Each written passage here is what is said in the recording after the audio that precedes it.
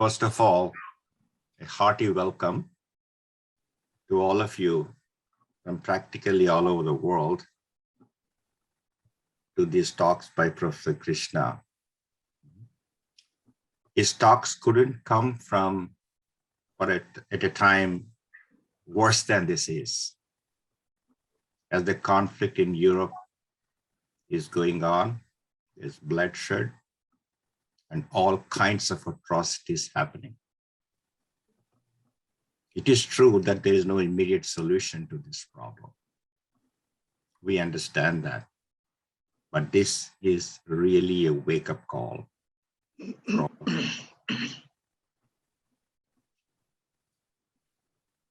On behalf of Bay Area J Krishnamurti Dialogue Group, we are based here in San Jose, California, and Ohio Retreat Group in Southern California, and Mr. Ulrich Berger is here,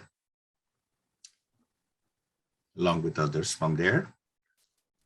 A hearty welcome to all of you.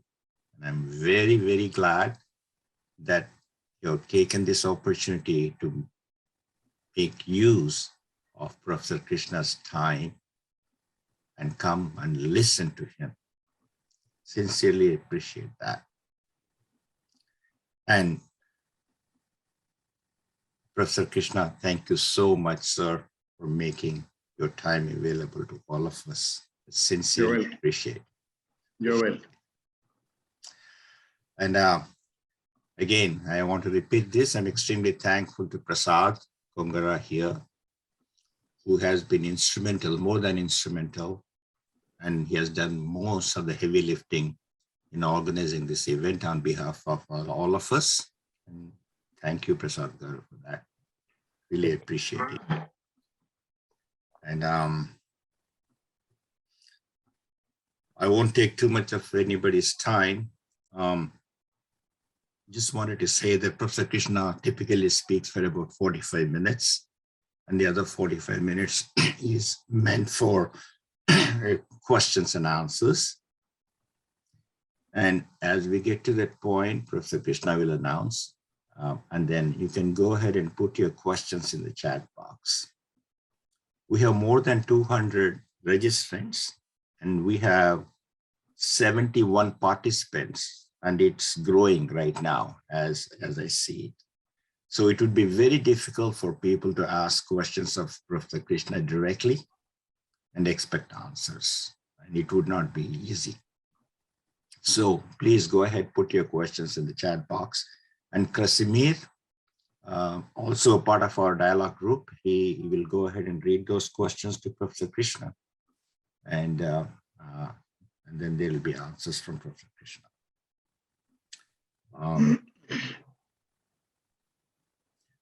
The sessions are being recorded, so it's assumed that we have your acceptance for being recorded. Also, these sessions will be available afterwards to all the registrants as soon as it's possible for us to get them into YouTube and so on. And we're very, very, very thankful to Asif Kamar, as always. Whenever we ask him for any help, he only says 3 words: anything for Krishnaji. Thank you, Asif. Thank you very much. With that, I'm going to hand over the podium to Mr. Ulrich Berger, so he can introduce Professor Krishna to all of us. Not that we do not know him, but I think it's appropriate. There are a lot of new people here. Go ahead, sir. Thank you, Ram.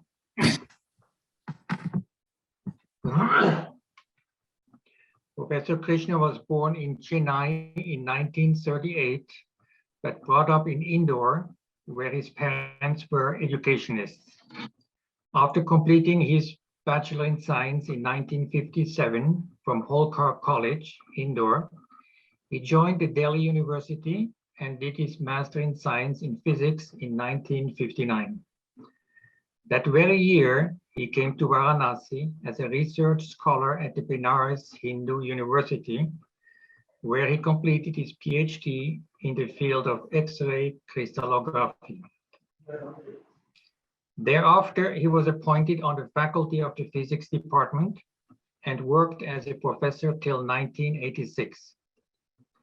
He has published 2 books and over 70 research papers in international journals. He was elected fellow of the Indian Academy of Science, Bangalore, as well as Indian National Science Academy, New Delhi, in recognition of his research contributions. He has conducted postdoctoral research at the University of Cambridge, the University of Wisconsin, the Cambridge Research Labs in Boston, the University of Bristol in England, and the Max Planck Institute in Stuttgart. In 1986, at the personal invitation of J Krishnamurti, he took voluntary retirement from Benares Hindu University and joined the Rajghat Education Center of the Krishnamurti Foundation, India, as its rector. He was also principal of the Rajghat Peasant School till 2003, when he retired and went back to his hometown, Indore. He worked there as a visiting professor at the Delhi Ahilya University in its physics department till 2007, when he was recalled by the Krishnamurti Foundation as in charge of the Krishnamurti Study Center in Rajghat.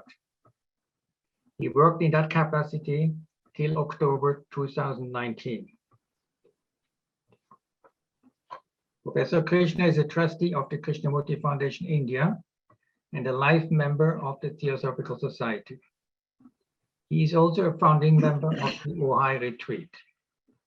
He has delivered lectures and conducted dialogues on education, science, and spirituality all over the world, and lectured on issues related to education, science, and spirituality. His talks can be read at www.pkrishna.org.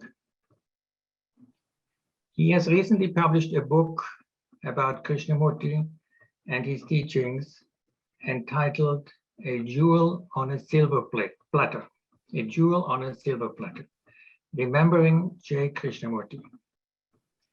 I highly recommend this book, and especially I liked the description of his interviews with Krishnamurti. For those who don't know Professor Krishna well, I would like to ask 3 personal comments.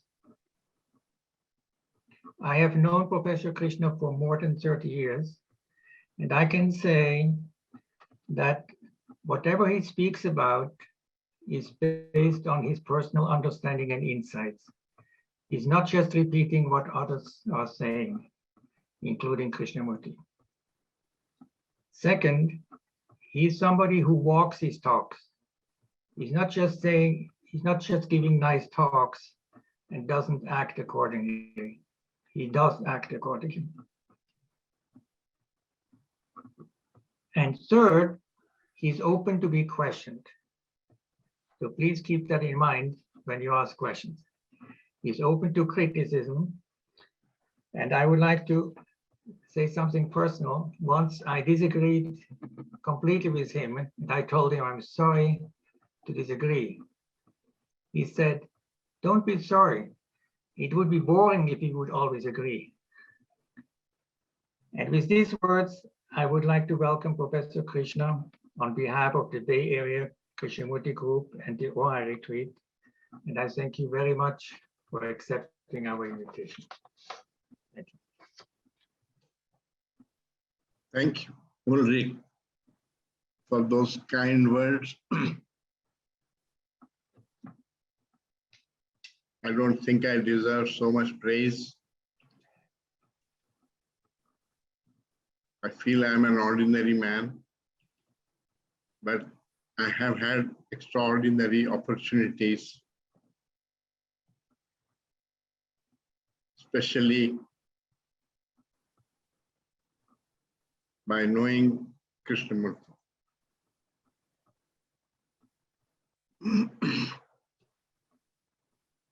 This series of lectures is going to be an investigation into Krishnamurti's teachings. The investigation is mine, and therefore all the examples that I take and so on are not necessarily those coming from Krishnamurti. But it's based on the principles that I understood from him, and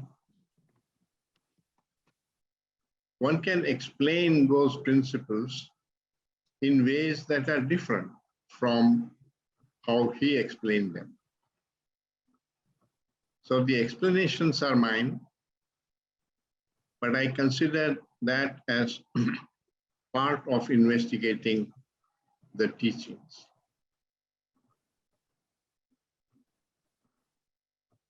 Today's topic of war and peace is really not a new topic.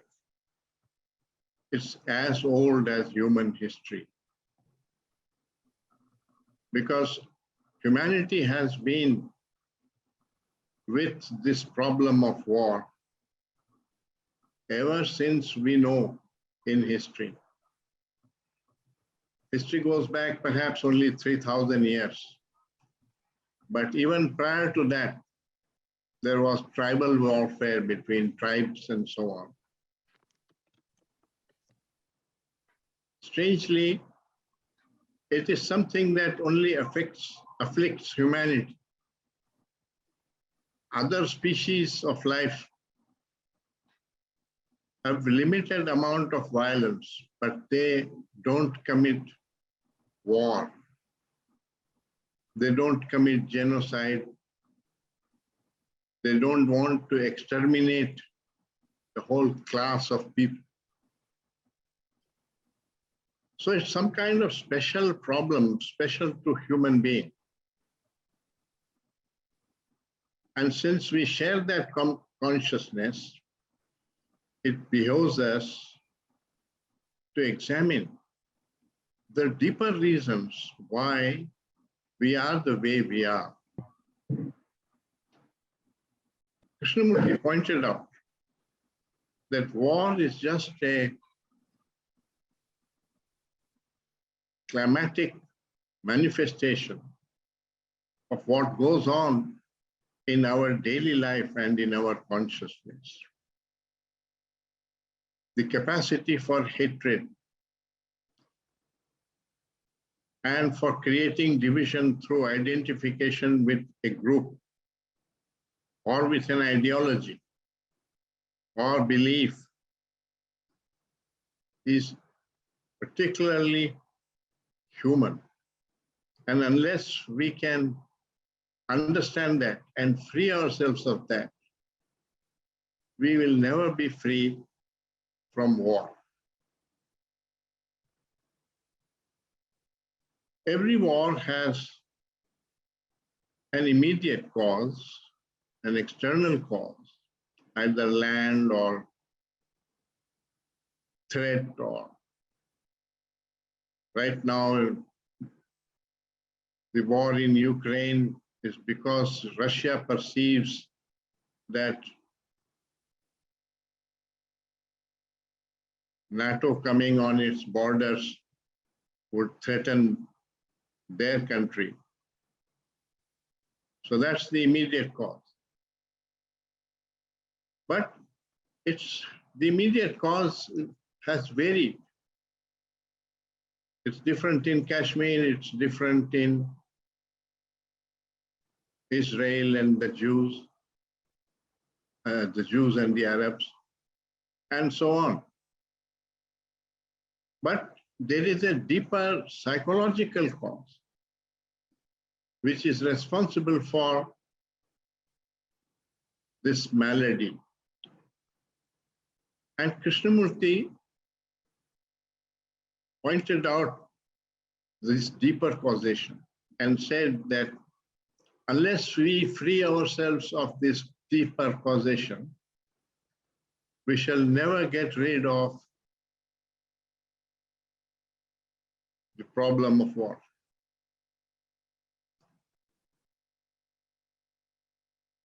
In his words, the global problem is not separate from the individual problem. That means the individual breaks between friends, between husband and wife,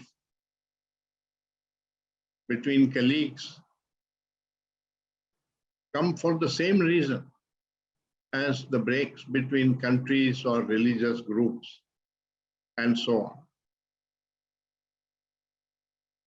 So it's just the extent of the manifestation that is variable, but psychologically, the division between us and them, we and they, is at the root of it. And when you examine it scientifically, rationally, you find that it is caused by very superficial differences.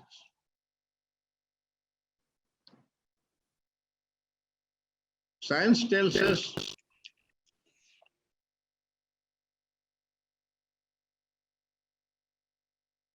from a study of RNA and DNA and genetic structure that human beings evolved in Africa some few million years ago. And from there, they migrated onto different continents and so on, which were closer together.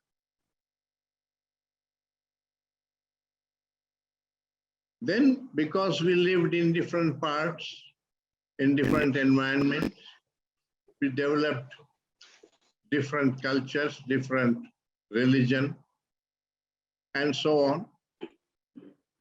So those differences came from our conditioning. But biological conditioning is the same for all of us. Over millions of years, our brain has developed, right, starting from fish to mammal, reptiles, and so on, and ultimately to the ape and to man. So we have several million years of common history. And just this one lifetime of difference in programming of the brain, depending on where we are born, which culture, what were the beliefs in that culture, and so on. What Krishnamurti calls the conditioning. And because we identify with this conditioning, call it the me, and we feel threatened by other forms of conditioning of other, that we create division, and eventually it leads to war.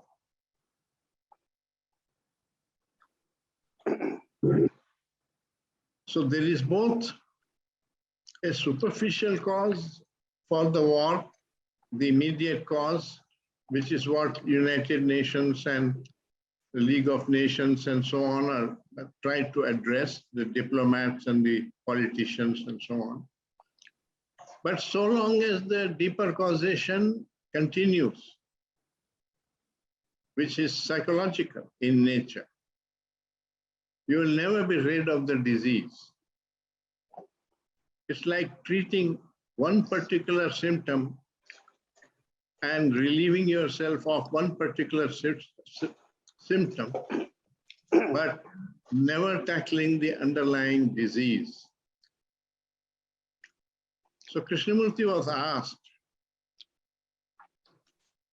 about the immediate solution to our problems. And he said, you are the problem. You are the creator of all the problems. And unless you change, there is no fundamental change.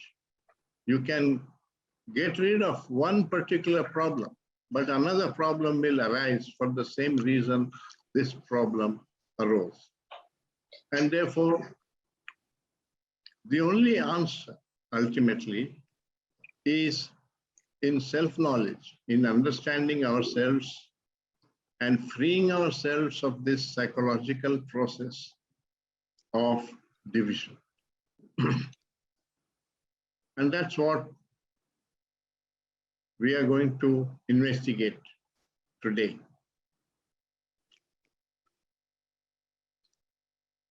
First of all, this division is not there in animals.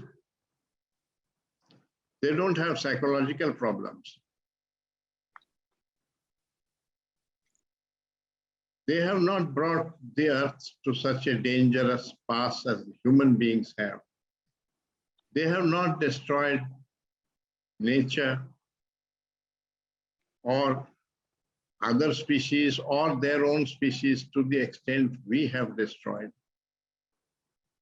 And yet we feel superior to them, and we put them in zoos and we loiter around freely, thinking we are far more intelligent than them. Are we? We need to really seriously question our definition of intelligence. Is it just that we are calling cleverness as intelligence? Krishnamurti said, there is no intelligence without compassion. So to him, intelligence was a more holistic thing, not simply cleverness at the computer or at your job or at mathematics or literature or whatever. Not simply ability in a particular direction which the world worships and admires. So there is deep-rooted conditioning which needs to be examined. And unless we free ourselves of that conditioning and this psychological process, you cannot get rid of this problem. I'm reminded of the dialogue between Alexander and Diogenes. Diogenes was a wise man in Greece, and before embarking on his conquests, Alexander went to him. That's what the story says. And sought his blessings. So Diogenes asked him, where are you going to go from here? And Alexander said, I'll first conquer Persia. He said, well, what will you do after that? He said, then I will go to Iraq. What will you do after that? And he said, I will then conquer Afghanistan. What will you do after that? He said, maybe I'll conquer India after that. What will you do after that? And he said, after that, maybe I'll come back home. So Diogenes asked him, what prevents you from doing that now? So that ambition of wanting to achieve conquests and destroy and kill was behind all the cruelty that he perpetrated. It's a psychological thing. And we all have that within us. It's just that it manifested much more strongly in people like Hitler and Alexander and Mussolini and so on. But all of us have this violence. If you are honest and you watch yourself, you will see that we are all given to hatred. We are all given to anger, which is a milder form of hatred. So it starts with each one of us. And that's one thing that Krishnamurti pointed out, that we are all responsible for the state of our society. We think that only the people in Kashmir are responsible for the war in Kashmir, and only the people in Israel and Arabs are responsible for the problems in the Middle East. And Krishnaji is saying, no, we are all responsible for what is taking place all over the world. Because it's the same human consciousness. It's just a matter of chance that it manifests in one part of the world. It can manifest here tomorrow, because the seeds of that are present here too. And indeed, from time to time, the war comes up. The division comes up between communities in different parts of the world. So the truth is that the other man is yourself. And you feel separate from him because you have identified yourself with a nation or a language or a belief, religious belief, or ideology. And then you are threatened by other ideologies or other beliefs, and you are suspicious of them, you fear them, and that's what causes the division and the war. So unless we can resolve this problem, we'll never get rid of war. You may be able to solve one particular war, but you will never end the problem of war. There is an underlying disease which is causing this problem. Otherwise, why should it go on for 3,000 years? How many more wars before we will learn not to make war? And as I said, it was not there in the animals. It is something which we have created. I read a very poignant poem about this, perhaps written humorously, but one needs to take it seriously. It was written by Paul McClellan. I guess he must be a Scottish poet. He said, "One day at the zoo I met a most superior ape of frank and noble countenance and of a pleasing shape. Superior ape, I said, pray tell, a thing I long to know. If the summer hydrogen bomb brought the floods, will the winters bring the snow?" "Surely, sir," the ape replied. "There is no need to worry. With such great risks, no man will drop another in a hurry." "Ah, foolish ape, you miss the point," cried I in indignation. "Drop them we must. We thus ensure democracy's salvation." "Well, sir," the ape replied, "if you do not think I presume above my station,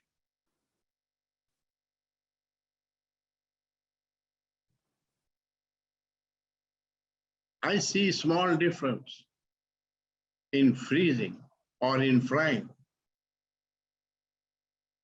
But if all that evolution has done is bring you to this stage, I should be outside," he said, "and you be in this cage."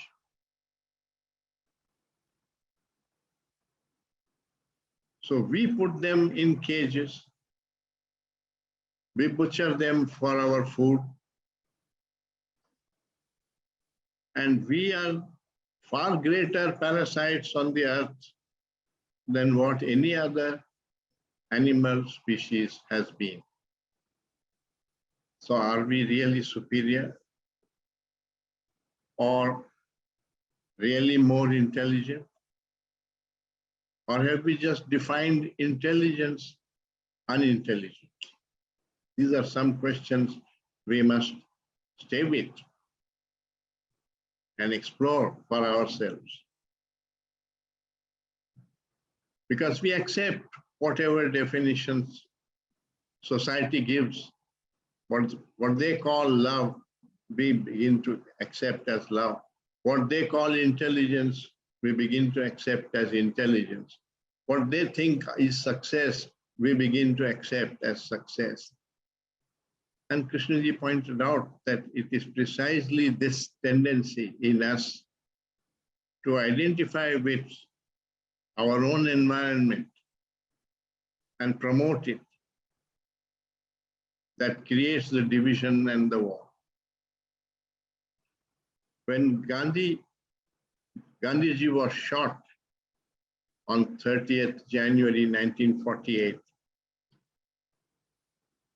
Krishnamurti was giving talks in Bombay, and somebody asked a question at the end of his talk: who was responsible for the murder of Gandhi? He gave a long answer, which you can read. 1948, Madras of Bombay. And I paraphrase what he said. He said, each one of you who is divided from his fellow man on the basis of religion, on the basis of language, on the basis of nationality, is responsible for that murder. Now, what does it mean? Why does he say that? The law caught hold of Godse, who pulled the trigger, and caught hold of two conspirators who had planned the whole thing and hanged these three men as the ones responsible for the murder. But Krishnaji is saying all of us are responsible for that murder.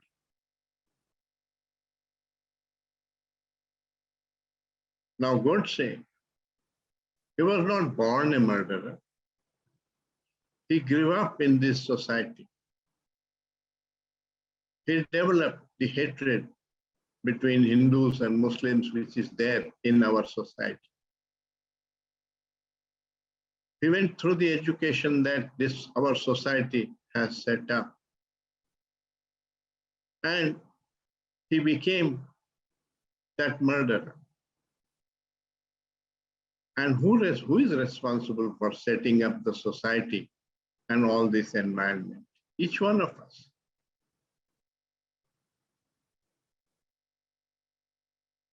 So we just make a scapegoat of the immediate person that was responsible. But ultimately, that person has grown up in our society. And our whole society is responsible for creating that person. There may be a certain amount of genetic contribution to that, but that is small compared to the propaganda of society. And that's why Krishnaji says, you are the world. Whatever is happening in society is because of what takes place in our consciousness. It's just a projection of what is happening in our consciousness out there. There is violence in our consciousness. There is hatred in our consciousness. There is casteism and division and religious bigotry in our consciousness. That's why it is there in society. Otherwise, it's not there.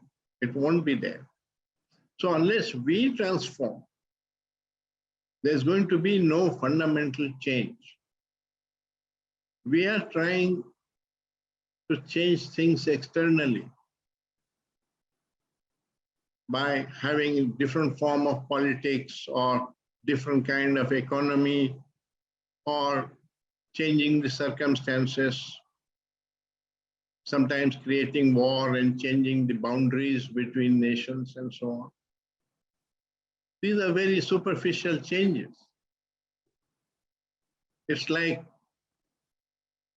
having cancer, which produces a lot of symptoms, and dealing only with one symptom at a time and never going to a doctor to examine the root cause of the cancer. So when Krishnaji was asked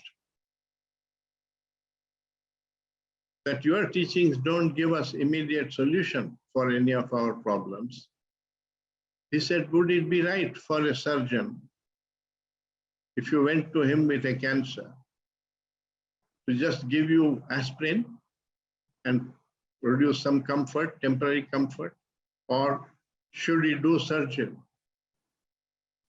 So he said, you come to me for surgery. I do surgery. I don't give palliatives.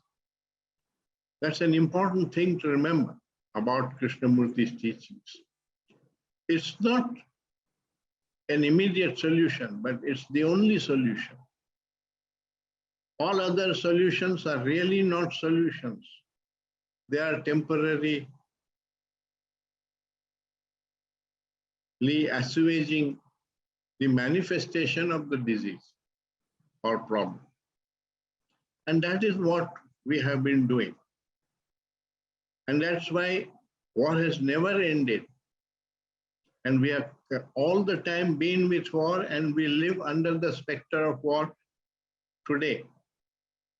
There are perhaps 40 or 50 different places where human beings with arms are facing other human beings with arms ready to kill and shoot. Now, when do we call it a war? You call it a war when the guns shoot, the armies march into the other territory, the planes bomb. But much before all that, isn't there psychological warfare between the communities, which may be nations or religious groups? And isn't that the source of the physical warfare? So that's the root of the problem. And we have not tackled the root of the problem. We are all the time tackling the superficial problem. It never ends. And the latest manifestation is what's happening between Russia and Ukraine and in Europe, and which is threatening the Third World War, the start of the Third World War. Einstein made a humorous comment. He said, I don't know where the Third World War will begin and when, but I know how the Fourth World War will be fought. It will be fought with bows and arrows, which means that the next war will destroy all civilization, and you will start all over again with evolution. There are other scientists who believe that all life may be eliminated completely from the earth. That's the amount of nuclear destructive weapons we have stockpiled. Now, this is all factual. But what's the source of this division? After all, we are all different from each other. In nature, everything is different from everything else. No two trees are alike. No two leaves of a tree are alike. But differences don't create division. When we see differences only as differences. After all, we eat different kinds of food. We wear different clothes. all that doesn't create war. So why do certain differences turn into division and create hatred and then war? That's a psychological process which takes place within our minds. And if we don't free ourselves of that, you will be trapped in that process. And it needs a lot of self-knowledge to free yourself of that process, because it comes from identifying with a nation or a religion or an ideology, seeking security within that identification. It's an illusion that we are seeking security and hoping we'll get security, because that's the source of the greatest insecurity in the world. Of course, when you join a church, you join a community, you feel a bit secure because they seem to be your people and your brothers, and they will help you when you are in trouble and so on. But when you look a little further, you see that other people join other churches, other temples and religions for the same reason as you do. And that creates different groups, which are ideological groups and which have suspicions and they have fear. They don't trust each other and they have competition. So all that is behind the division that happens. It begins with identification for the sake of security. And that's an illusion. There is no security in identifying. Ideological identification means communists, capitalists, and so on, socialists, some ideology, or belief, religious belief. We've had more wars in the name of religion than even in the name of territory. So it's really the cause lies within our consciousness. And we need to learn to live with differences without converting them into divisions. We have that capacity. Not all differences create division. If you notice that the man from Europe is pink and the man from Africa is black, that's just a fact.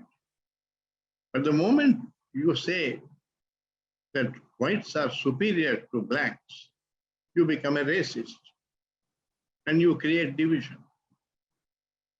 So can you stop with just noticing a difference as a difference and not create superiority or inferiority? That means you have to free your mind of this constant measurement and evaluation. That's the process by which division takes place. And then there arises the feeling of we and they. We being all those who have the same identification, and they being people with another identification. It's like two identical IBM computers, one programmed as a Muslim, another as a Christian, and another as a Hindu, and a fourth one as an atheist. And they feel very separate from each other because they have been programmed differently. But they are identical IBM computers. So our brains get programmed in this way. And if we just saw that it is a program, it's not terribly important and you don't identify with it. You have your conditioning, but you don't identify with that conditioning and give it tremendous importance. Then there is no ego in it and therefore no division. But this is more easily said than done because it's a deep-rooted psychological process which we have lived with right from birth, and it has been promoted in our education and in the national propaganda and social propaganda and so on. So ultimately, there are all these illusions in our mind. And those illusions are the cause of disorder in our consciousness. And the disorder in our consciousness manifests outwardly as disorder in society. That is the deep-rooted causation. And unless we learn to free ourselves of that causation, each one of us, which education should help to achieve, because this is something that is needed by everybody, not just philosophers and thinkers. So, Krishnaji wanted to change education and bring about an education which will not create this competitive spirit and rivalry and promote ability and over compassion. Which means you need both knowledge and self-knowledge. Self-knowledge being an understanding of how your own consciousness reacts and behaves.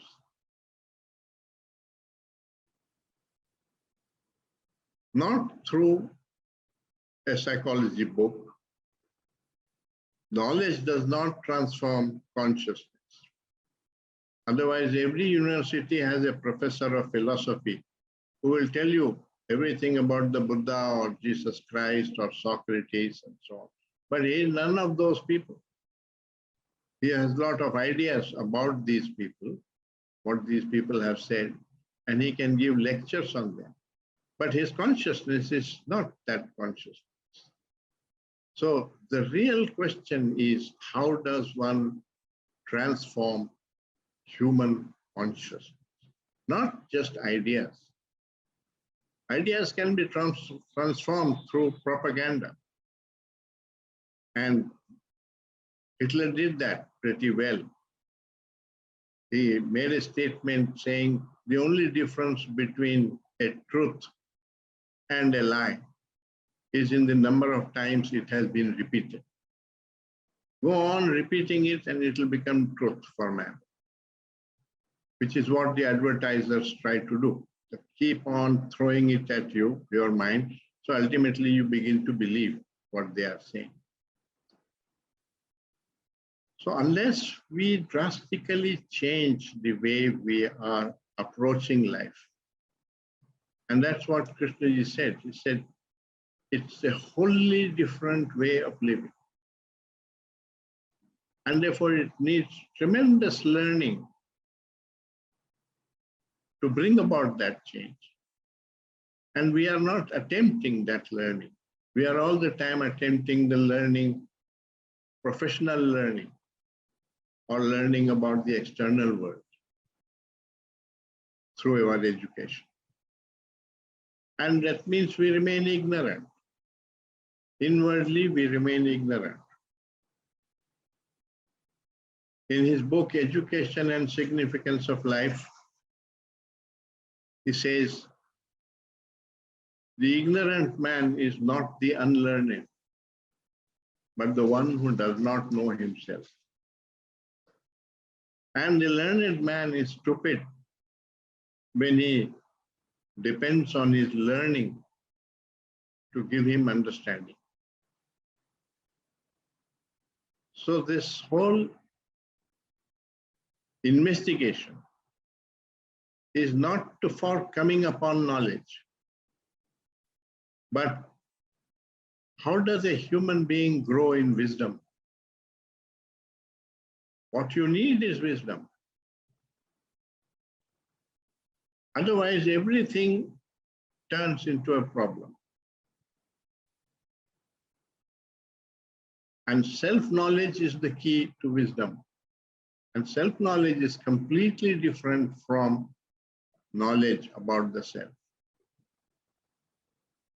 We will go into all these questions, and tomorrow I want to talk about the approach to Krishnamurti's teachings, because one has to approach them very differently from the way we approach all other studies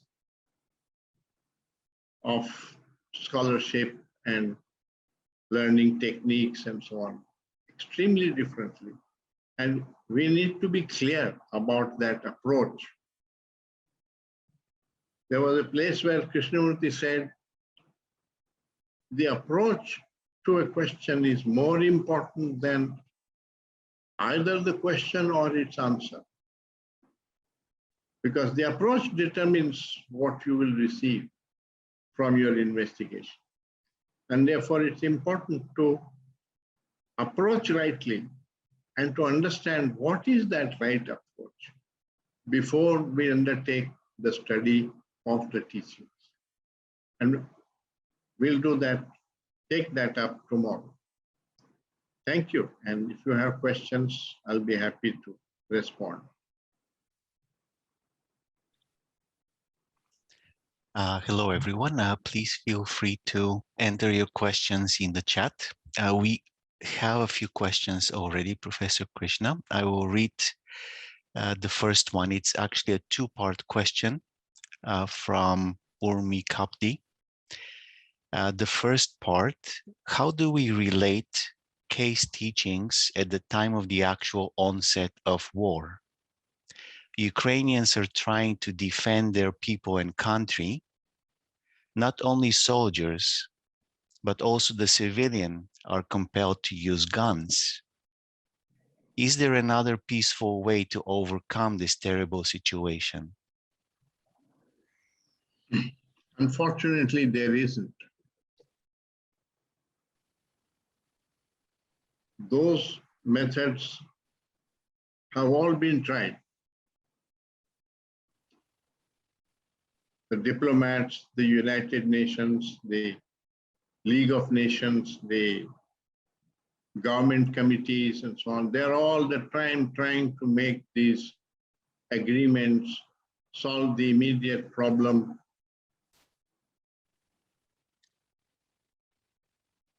We have created an organization called the United Nations. It has a very thankless job. Every time a war begins somewhere on the earth, they become active. They try to send the United Nations force to prevent that war. All that is just controlling the situation or making an agreement which keeps breaking. So we need to learn from observation. I mean, in 1948, the problem of Arabs and Israelis started. Have we changed? Have we moved even 1 inch from that? Today, it is the same problem which is going on. And so many attempts have been made to solve that problem. The same about the Kashmir problem. It started in 1948. We are still with it at the same level. And constantly there is the possibility of war and hatred between these communities. So those methods have very little meaning. You have to ask deeper questions as to why we are continuously having these storms. So I will put it this way, each one of us, if we are violent in our consciousness, we create a sea of violence.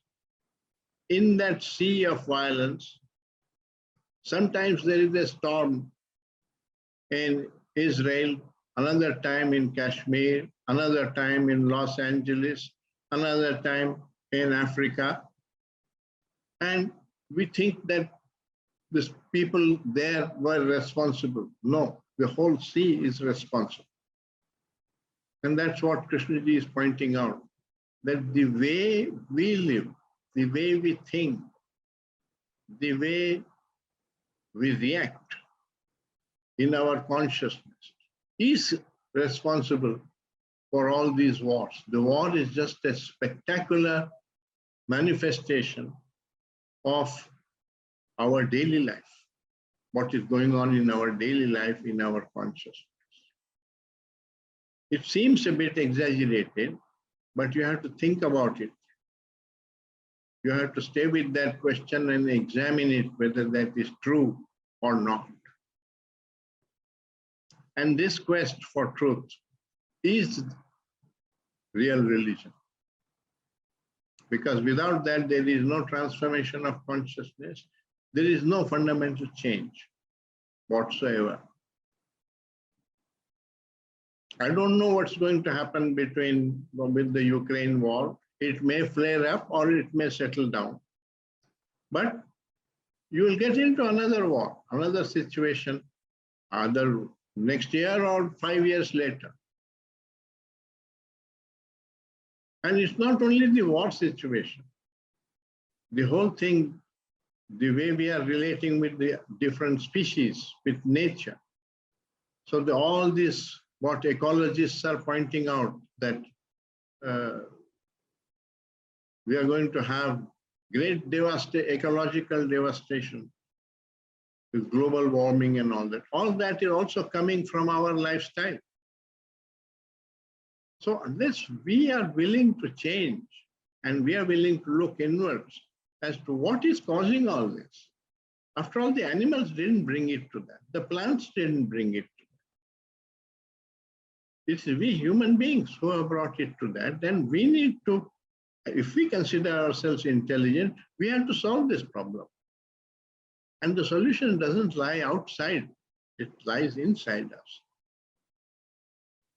That's what Krishnamurti is pointing out. You can examine it and you can agree with it or disagree with it. That's a different matter. But that's what he is pointing out. And we have to find out whether that is true or not. For that, you have to investigate within yourself. There is no shortcut, sir.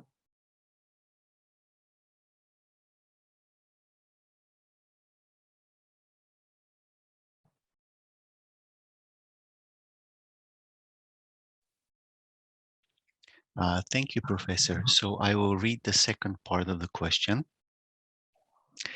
Kay has also said that no mother would send her son to fight war if she really loves him.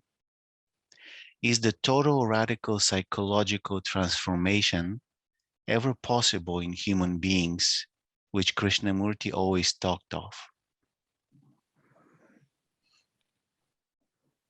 That question cannot be answered because it has never been seriously attempted. If we really changed education and brought up children the way he has pointed out, we can find out the answer to that question. But it has not been done.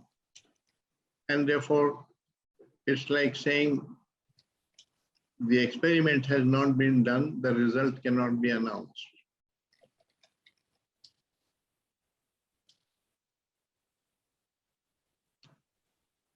But there is no other way that is left, because we have tried science, we have tried knowledge, we have tried abilities, we have tried politics, we have tried all kinds of ideologies. At the end of it, we are where we are now. What more are you going to try? The only thing we have not tried is this transformation of consciousness. If you say it's impossible, you make it impossible also. Because energy will not flow in a direction which you consider impossible. Therefore, when you call it impossible, it makes it impossible.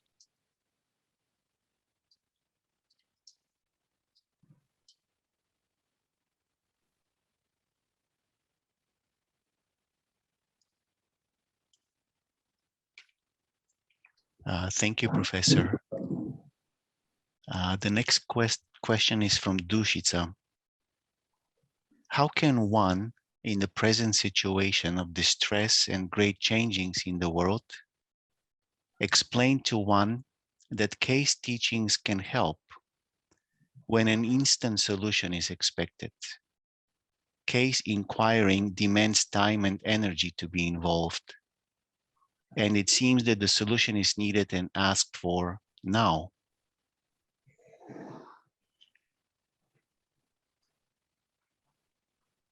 As I said in the previous question, there is no immediate solution because there are deep-rooted causes for what is manifesting in our society. And unless those causes are changed, the effects are not going to go away. And what one is asking is that the effect should not be there, but causes can continue. That we will have different religions and different divisions and different hatred, but it should not result in war. That is what essentially the question is saying. I'm afraid that is just not possible. It's not practical. It's like saying the cause will be there, but the effect should not come. You have to eradicate the cause. And the cause is not just material, it is psychological. And we have not dealt with the psychological cause.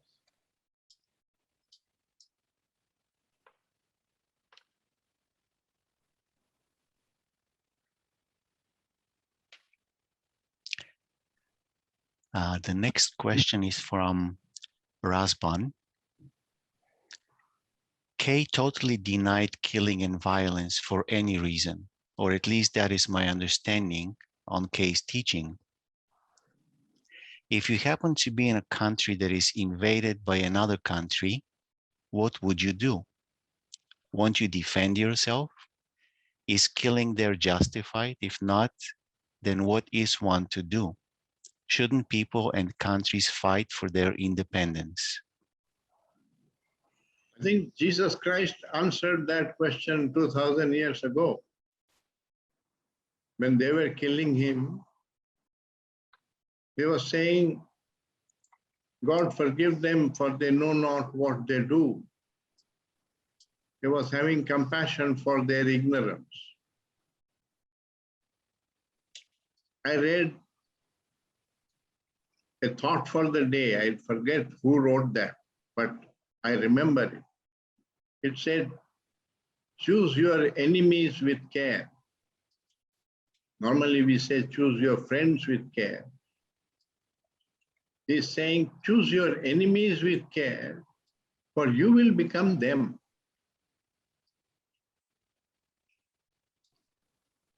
If you make a terrorist your enemy, how will you overcome him? You will have to become a greater terrorist than he to kill him. And that's exactly what we are doing in the world.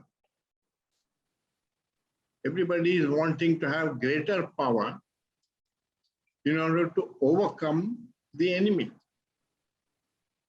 What's the difference between the enemy and you? So I remember Krishnaji once saying,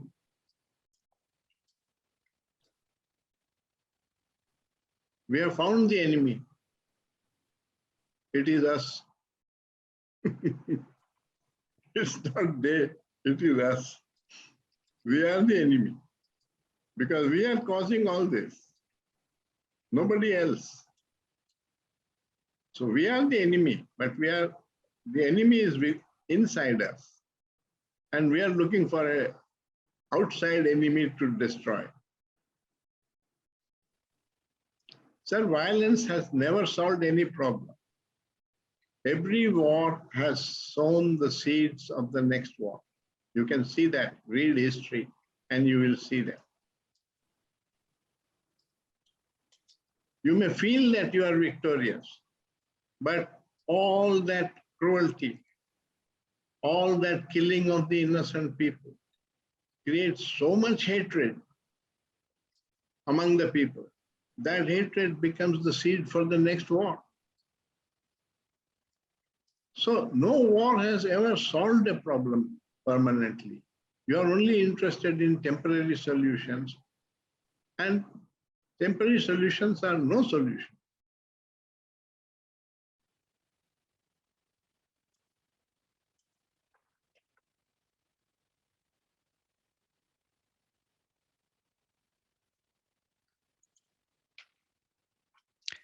Thank you. We have a question from Vidya. Let's consider a situation where a student of K is face-to-face with an aggressive shooter. The shooter is pointing a gun at the student. How should the student, imbued with K's observations and teachings, act in the situation?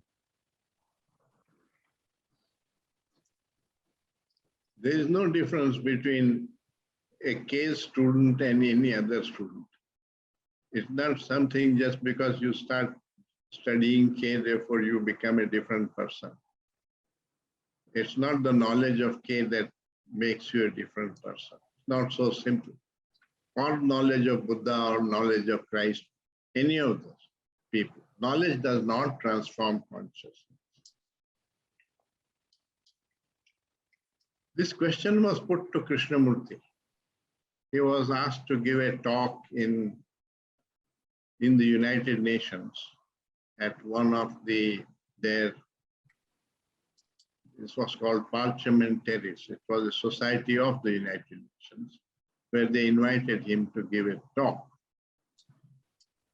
And he talked about this division and the source of violence and all this. At the end of the talk, you can see it, it is there on video. At the end of the talk, one of the diplomats there in the audience got up and said, all this talk of non-violence is very well, but what would you do when a robber attacks you? I mean, that's same as what question you are asking. What will you do when a robber attacks you? And Krishnaji's answer was, sir, first learn to live peacefully, not for one day or 1 week or 1 year, but for 20 years. Then you will know what to do when a robber attacks you. That means it needs a deep understanding and wisdom. There is no immediate solution to this question. You can kill the robber. You will become the murderer. You can kill the terrorist by becoming a bigger terrorist. If you think that is going to solve the problem of the world, go ahead and do it. That's what they are all doing. That's what Russia is doing. They think that Ukraine are terrorists, Nazis, and so we must destroy them. So he's destroying them. And Ukraine, in turn, is wanting to retaliate and kill them because hatred is growing. That hatred is the seed of war. Victory in war is not a victory, it's a defeat.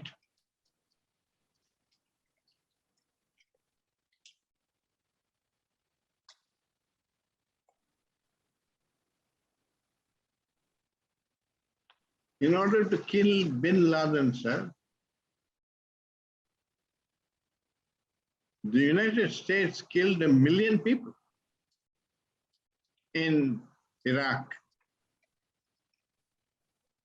to get rid of Saddam Hussein and create so-called democracy there and so on.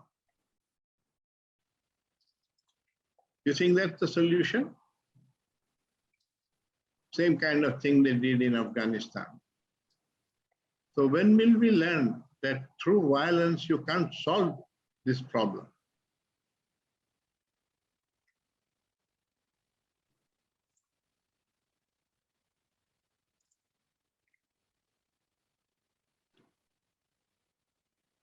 At the social and political level, the question to ask is, within the country, we don't allow armies or war and don't consider that violence is a solution. If you are violent, you are hauled up by the police and put in prison. Why can't we do that internationally? Ask this question. After all, we do that within the country, no? There are different states. There are differences between them. We accept arbitration. We accept a court of law. We accept a committee which goes into it and resolves the problem. But internationally, you don't do it. Across the border, it's virtuous to kill. Within the country, if you kill, you are hanged. You're doing the same act.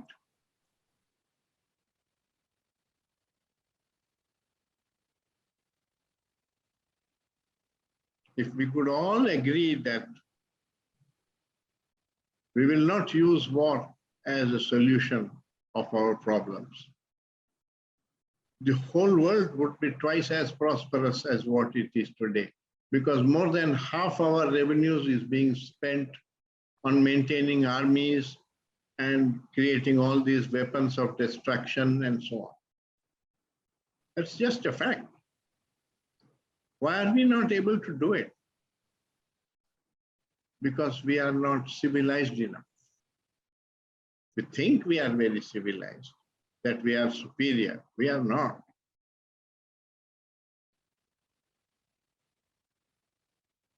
You have to first be non-violent. There is no solution through violence.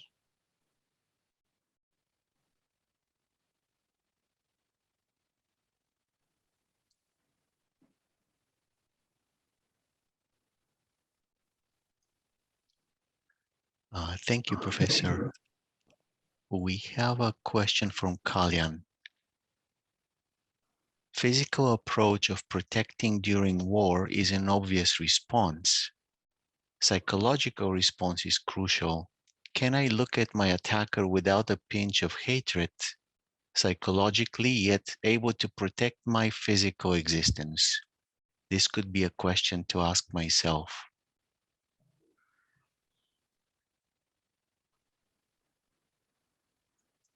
It is a question that one has to live with. Your decision won't work. Therefore, it has no meaning to take a decision on this question and then follow that decision. Our decisions are very superficial things. They work in very superficial. You can decide what clothes to wear, how long to give a talk. You can decide where to go for a walk and so on, what food to eat. You can't decide to be peaceful. You can't decide not to worry from tomorrow. You can't decide not to hate. You can't decide to love your neighbor.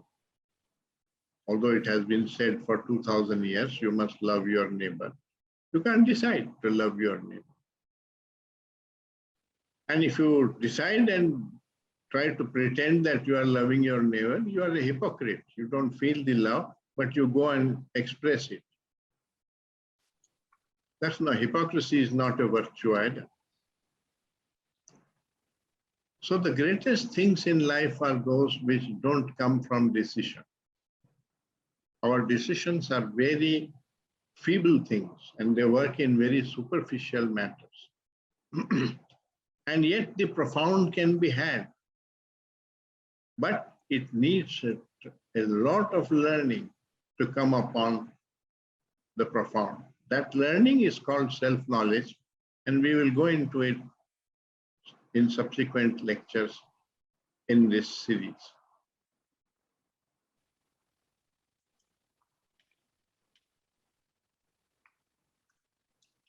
The next question is from Deepika Chatterjee.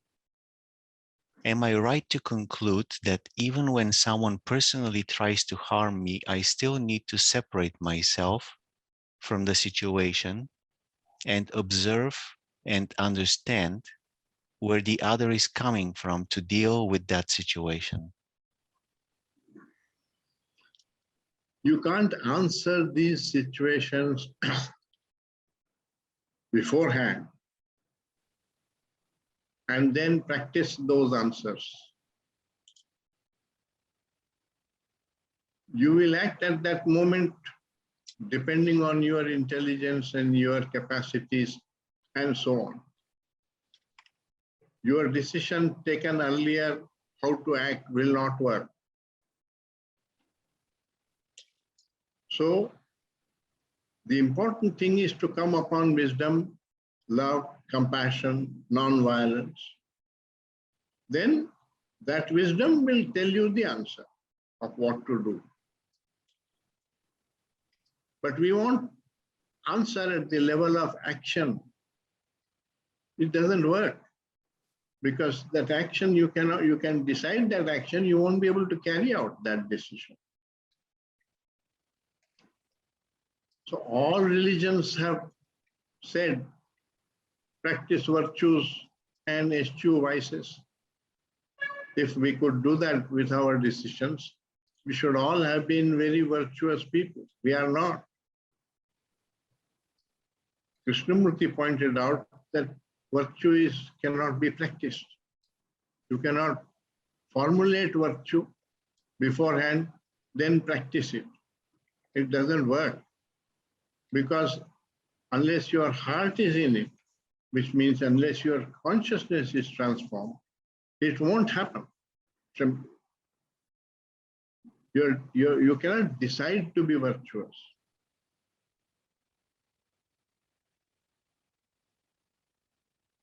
Don't accept any of this. Try it. Say from tomorrow, I decide never not to get angry, and see whether your decision works. If it doesn't work in a simple thing like anger, then you must accept that decision doesn't work in these fields. Because that anger, that hatred, that division, that violence has deep-rooted causes within your consciousness. Unless you expose those causes and eliminate them, it won't go. Your decision is too superficial a thing. It's just an intellectual answer. The intellectual answer doesn't work. Otherwise, every philosophy professor should be a saint. He's not. He's just like any other man, ambitious, greedy, selfish, everything. He's a professor. So just the ability to give talks is a very superficial thing, sir. The ability to explain things is also a very superficial thing. You have to watch your consciousness, what you actually are and how the consciousness responds. That's the real you.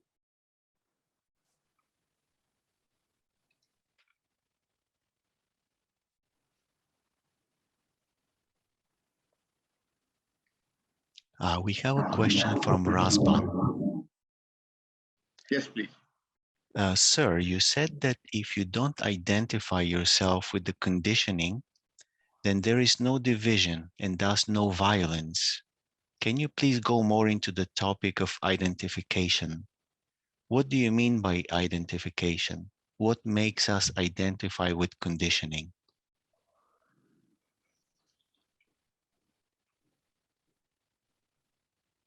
We are conditioned by our environment because we are born in a particular family, in a particular country, in a particular culture, and that family has a particular religion and so on. All that the child acquires and the values of that, the ideas of success, the idea of education, all that we acquire from our environment and we accept that. That is our conditioning. Another person grows up in China with different ideologies, different thinking, and so on, he has a different condition. Now, if you could see this difference as a difference, just as you see differences in height or differences in food habits, there's no problem. But when you identify with your opinions, your conditioning, call it the me, and you want to propagate the me, expand the me, acquire greater power for the me and the mind, that is what creates the ego and the desire for power and for domination and so on. So one has to watch this tendency in the mind of constantly measuring, evaluating, and seeking advantage for the first person singular, which is basically what is the ego, it's selfishness. This tremendous importance that one gives to oneself, meaning one's own conditioning, is illogical. There's nothing special about my conditioning. There's nothing special about India. I happen to be born in a country which is called India. And India was different at different times. In Ashoka's time, India and Sri Lanka and Pakistan and Afghanistan were all India. And now the British have drawn a line between Pakistan and India. And those who were my countrymen and my brothers suddenly become my enemies because there is a line drawn there. How stupid that is. Don't you see the stupidity of it? Unless we get rid of this stupidity, what is that line? What is so special about your country? And did you choose to be born in that country? What is the great importance of where you were born? So there is a lot to be inquired into. All that creates illusion in the mind, and that illusions divide us. Facts don't divide us. Illusions divide us. Opinions divide us, not facts.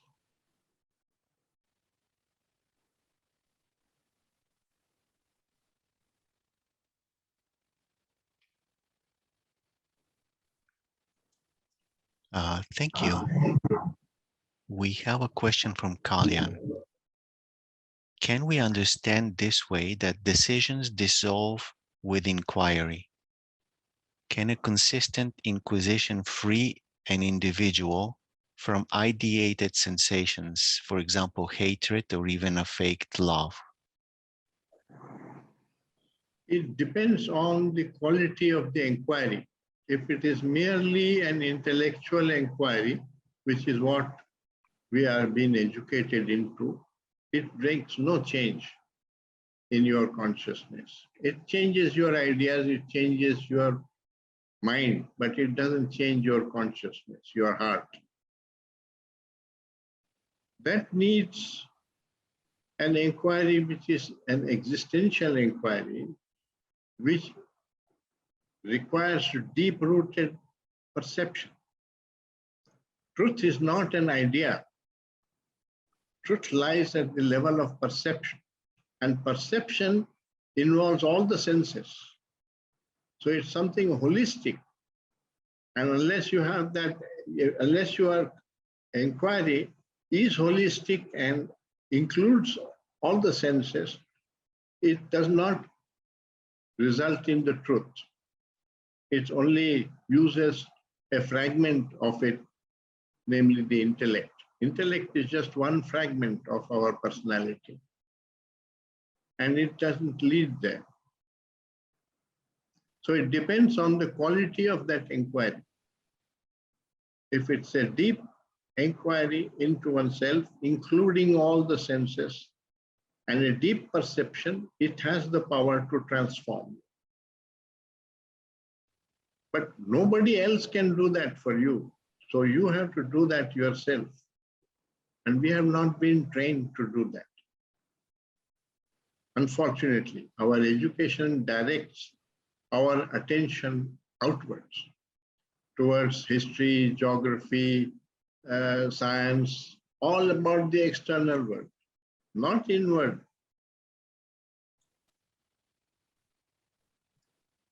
So we are extremely ignorant people, although very learned, knowledgeable in one particular direction, but tremendous ability in one particular direction and tremendous ignorance in the rest of life.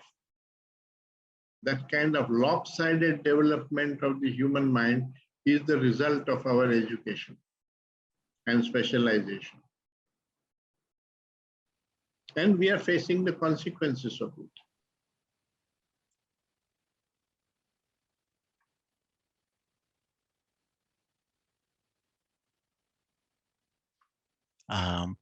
It seems to me that we have another 2 or 3 minutes left. Should we end the meeting now or have one more question? Yeah, you can go ahead and have one more question. I'll try to be brief in my response. Professor, during your talk, you mentioned other species.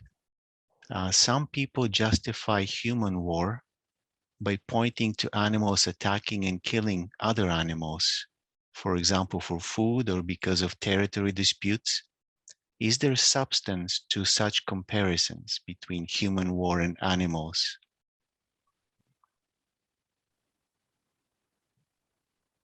To a very limited extent. The same instincts have come into human beings from the animals. That's what scientists point out to us. But we have, animals are also confined into their instinct. They can't build on it. I mean, no animal has created the amount of hatred and killing as Hitler did. The human beings have done much greater destruction than animals have done. And yet that element of violence which came from the instinct is there in the animal, but it's also limited in the animal. For the human being, because he has this psychological element in it, he can either expand on it or he can decimate it. We have a certain, that's why we need self-knowledge, the animals don't need. You can't teach non-violence to the tiger, nor is it necessary. He is just one goat. He doesn't kill all goats and create holocaust for goats and so on. He doesn't do that. So we have a problem and we need to learn. That's why what is right living is a question only for us, not for the animal. They live instinctively.